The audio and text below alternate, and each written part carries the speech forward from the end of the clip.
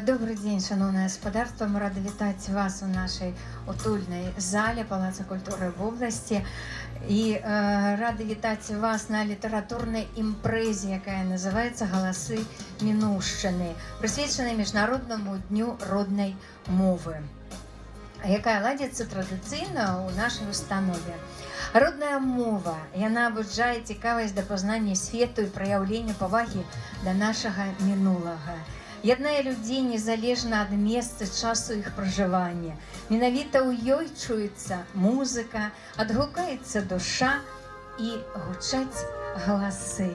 А галасы яны розныя, журботныя, спадзеўныя, спеўныя, далёкія і блізкія, але ўсе яны, гэтыя галасы, спавядальныя.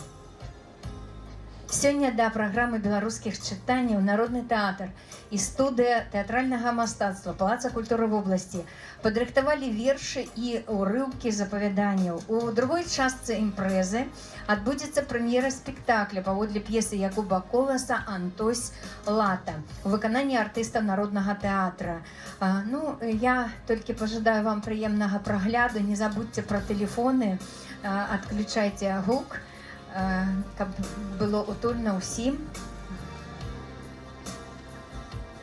Готовы? Мы пачынаем.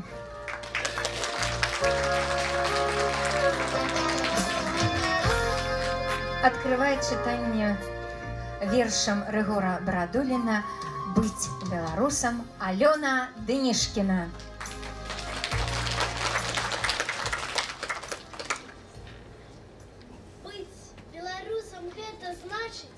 Свайго ні гуку не забыць, усё чужое перайначыць, каб Беларусі вечнай быць. Быць беларусам гэта значыць вясёла сумнай долі быць, да Бога верай сцежку значыць, нагбом з карца надзеі біць. Быць беларусам гэта значыць за родны край згараць на дым, та беларуску чуць і бачыць на гэтым свеце і на тым.